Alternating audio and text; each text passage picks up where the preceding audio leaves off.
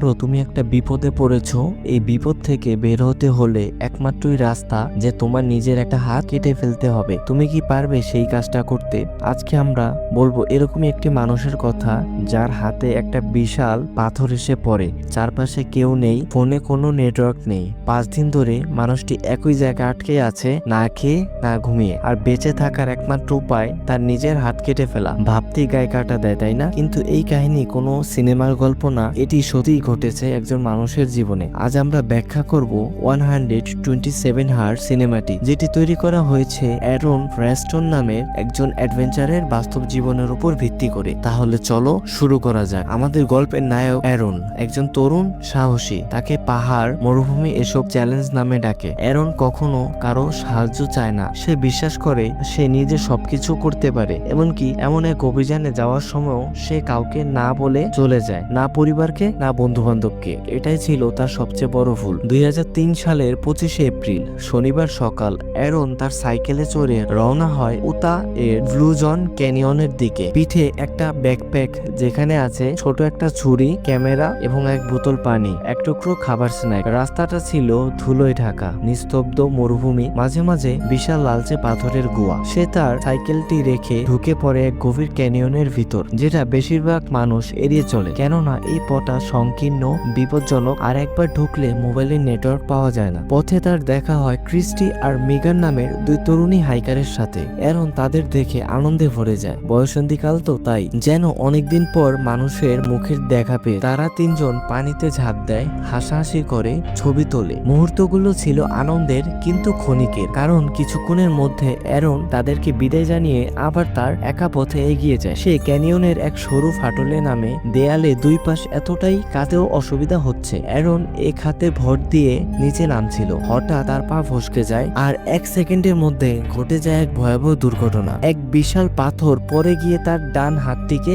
দেওয়ালের সাথে চেপে ধরে। এরন পড়ে যায় সেই গর্তে, আর তার হাত আটকে যায় এমন ভাবে যেন সময় থেমে গেছে। সে প্রথমেই বুঝতে পারে না এটা সত্যি হচ্ছে নাকি এটা দুঃস্বপ্ন। এরন প্রথমে চেষ্টা করে পাথরটাকে সরানোর। সে নিজের শরীর দিয়ে ঠেলে টেনে চাপ দিয়ে চেষ্টা করে, কিন্তু পাথরটা এতটাই ভারী ছিল যে সে কিছুই করতে পারেনি। প্রচন্ড ব্যথা, হাতে রক্ত, পাথরের ধাক্কায় চামড়া ছেঁড়া, তবু আরন হাল ছাড়ে না। তারপর সে খুঁজে পায় তার ব্যাকপ্যাকে থাকা সেই ছোট্ট ছুরি। এই মুহূর্তে সে জানে না সে কোথায়। সে চিৎকার করে সাহায্য চায়, কিন্তু এই ক্যানিয়নের দেওয়ালগুলো শব্দ শোষণ করে নেয়। তার আওয়াজ চারপাশে ধাক্কা খেয়ে ফিরে আসে, শুধুই প্রতিধ্বনি হয়ে। এরন তার ক্যামেরা অন করে এবং নিজের মনের ভয়, আশা আর অনুভূতিগুলো রেকর্ড করতে থাকে। সে বলে, হেই মম, ড্যাড, যদি এটা আমার শেষ মেসেজ হয়, জানো আমি তোমাদেরকে ভালোবাসি। এই ক্যামেরার ফুটেজগুলো ছিল তার একমাত্র মানসিক সঙ্গী। প্রথম দিনের শেষের দিকে এরন খেয়াল করে তার কাছে পানি মাত্র একটা বোতল, খাবার বলতে স্ন্যাক। শেষবারের মতো সে কয়েক কামড় খায়। তার গলা শুকিয়ে যাচ্ছে, রোদ মাথার উপরে আগুন ঢালছে, তার শরীর ধীরে ধীরে দুর্বল হয়ে পড়ছে। প্রথম দিন রাতেই সে ঠান্ডায় কাঁপতে থাকে এবং ঘুমিয়ে পড়ে। মনে হয় একটা আশায় হয়তো আগামীকাল কেউ এসে উদ্ধার করবে, কিন্তু পরের দিন না কোনো উদ্ধারকারী। এরন এর দ্বিতীয় দিন শুরু হয় এক ভয়ঙ্কর বাস্তবতা দিয়ে। তার কাছে মাত্র কয়েক ঢো পানি, সূর্য একদম মাথার উপরে, তাপমাত্রা 43 ডিগ্রি সেলসিয়াস ছাড়িয়ে গেছে। তার শরীর থেকে বারবার তার হাত টানার চেষ্টা করে, কিন্তু হাতের হাড়, মাংস সব পাথরের সাথে লেপ্টে গেছে। প্রতিবার চেষ্টা করলে রক্ত ঝরে আর ব্যথায় গা ঘামতে থাকে। সে আবারও ক্যামেরা চালু করে, এবার সে একটু বেশি আবেগী। সে বলে, আজকে মঙ্গলবার, আমি জানি কেউ আমাকে খুঁজে পাবে না, কারণ আমি কাউকে বলিনি আমি কোথায় এসেছি। এরনের মাথায় তখন স্মৃতির ঢেউ আসতে থাকে। সে দেখে ছোটবেলা তার বাবার সঙ্গে বাইকে ঘোরা, মায়ের মুখ, নিজের বান্ধবীর হাসি মুখ, আর জীবনের সবচেয়ে সুন্দর মুহূর্তগুলো। সে একটা ভয়ানক সিদ্ধান্ত নেয়। সে নিজের প্রস্রাব সেভ করে পান করতে শুরু করে। সে জানে এটা জীবন রক্ষার একটা উপায়। এই মুহূর্তে তার শরীরকে হাইড্রেট রাখতে হবে, না হলে সে বাঁচবে না। দিনে তাপমাত্রা পুড়িয়ে দেয় আর রাতে ঠান্ডায় কাঁপিয়ে দেয়। সে পাথরের সাথে ঠেস দিয়ে বসে থাকে। ঘুমাতে গেলে ভয় পায় যদি আর না জেগে ওঠে। তার শ্বাস ধীরে ধীরে ভারী হতে থাকে, শরীর দুর্বল, ঠোঁট ফেটে গেছে, তবুও চোখে লেগে থাকে পরিবারের কথা, বন্ধুদের মুখ। সে এই ছোট ভুলের জন্য বারবার নিজেকে দোষ দেয়, তবে সেই দোষের মাঝেও সে লড়ে যাচ্ছে। কেন? কারণ এখন তার একটাই লক্ষ্য, যেভাবেই হোক নিজেকে মুক্ত করতে হবে। 5 দিন পার হয়ে গেছে, একটু পানি নেই, খাবার তো অনেক আগেই শেষ। এখন তার নিজের প্রস্রাবও ফুরিয়ে গেছে, শরীর দুর্বল হয়ে গেছে। এখন আর কেউ তাকে বাঁচাতে আসবে না, এই সত্য সে বুঝে গেছে। তখন সে চিন্তা শুরু করে, বাঁচতে হলে কিছু একটা পাথরের সাথে তার হাত আটকে গেছে, পাথর সরানো যাবে না। সে বহুবার চেষ্টা করেছে, তাহলে উপায়? হ্যাঁ, তার মনে আর একটা ভয়ঙ্কর চিন্তা আসে, নিজের হাত কেটে ফেলতে হবে। প্রথমে সে নিজেকে বোঝাতে চায় যে এটা সম্ভব না, তবে আবার ভাবে, আমি যদি এখানেই মারা যাই তাহলে আমার পরিবার কিভাবে জানবে আমার কি হয়েছিল। ফ্ল্যাশব্যাকে আমরা দেখি, কল্পনায় আরান দেখে তার মা তাকে ডাকছে, ছোটবেলার স্মৃতি। তার মনে হয় সে যদি এখন হেরে যায় তাহলে এসব স্মৃতিগুলো কখনোই আর দেখা যাবে না।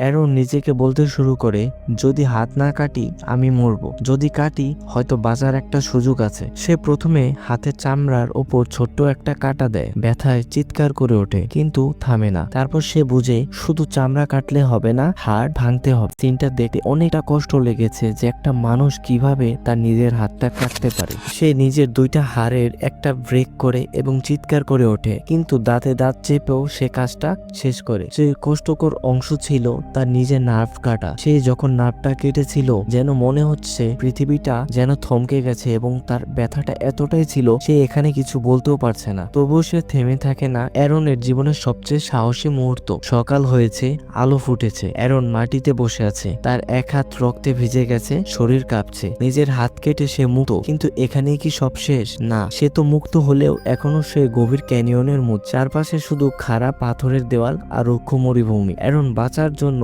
নিজের গা থেকে একটা দড়ি বের করে এবং নিজের শরীর শক্ত করে বাঁধে, যাতে রক্তক্ষরণ কিছুটা বন্ধ থাকে। তারপর শুরু হয় জীবনের সবচেয়ে কষ্টের হাইকিং। সে ক্যানিয়নের দেওয়াল ধরে নামতে থাকে, মাথা ঘুরছে, শরীর কাঁপছে, তবুও সে হেঁটে চলে। একটা সময় অ্যারন পাহাড়ের নিচে পৌঁছায়। সে বুঝে সামনে এখনো মরুভূমি থেকে 10 কিলোমিটার পথ হাঁটতে হবে। তৃষ্ণায় তার কণ্ঠ শুকিয়ে গেছে, তবু সে এগিয়ে চলে। পায়ের নিচে পাথর, শরীর দুর্বল, আর মানসিক শক্তি এখন তার সবচেয়ে বড় অস্ত্র। যেন মরুভূমিতে দৌড়ানো এক জীবন্ত লাশ ছুটে চলছে। সে ধুলো, পাথর, সূর্যের তাপ উপেক্ষা করে দৌড়ায়। হাঁটছে, হঠাৎ একটা জলধারা দেখে, ঝর্ণার মতো, কিন্তু সেটা আসলে তার কল্পনা, হ্যালোসিনেশন। তবুও সে থামে না। ঘন্টাখানেক হাঁটার পর হঠাৎ দূরে কিছু মানুষের আওয়াজ পায়। সে চিৎকার করে সাহায্য চায়। 3 জন পর্যটক তাকে দেখে হতবাক হয়ে যায়। অ্যারন তখন নিজের পরিচয় দিয়ে বলে, আমাকে সাহায্য করো। তৎক্ষণাৎ তারা পানি দেয়। অ্যারন বসে পানি পান করে। কিছুক্ষণের মধ্যে রেস্কিউ টিম খবর পেয়ে হেলিকপ্টার নিয়ে চলে আসে। অ্যারনকে ধীরে ধীরে হেলিকপ্টারে তোলা হয়। জানে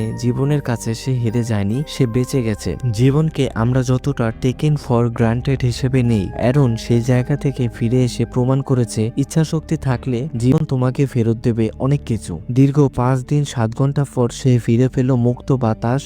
এই মুভির শেষে আমরা দেখি এখানে সে বলে, আমি সেই হাত হারিয়েছি কিন্তু পেয়েছি একটা নতুন জীবন। যে এই মুভিটি সম্পূর্ণ একটা বাস্তব ঘটনার উপর ভিত্তি করে বানানো। এই মুভি আমাদের শেখায় জীবনকে ভালোবাসো। তুমি সব ভিডিও পেতে সিনেকথা চ্যানেলটিকে সাবস্ক্রাইব করে রাখো। ভিডিও ভালো লাগলে একটা লাইক দিয়ে কমেন্টে জানাও তোমার অ্যারনের গল্প থেকে কি শিখলে। তো দেখা হচ্ছে পরবর্তী কোনো ভিডিওতে, ততক্ষণ অবধি ভালো থেকো।